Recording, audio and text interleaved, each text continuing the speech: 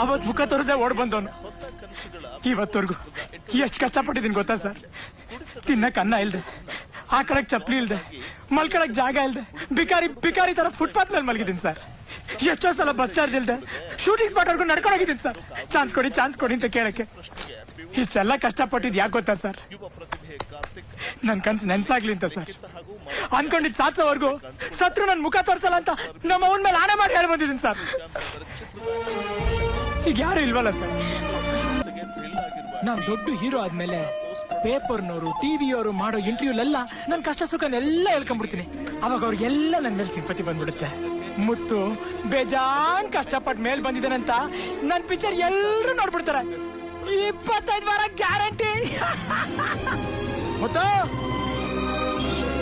ಈ ಸ್ಟಾರ್ ಕಣ, super star ಕಣ. ಡೈಲಿ ನಿಂದು ಬೇರೆ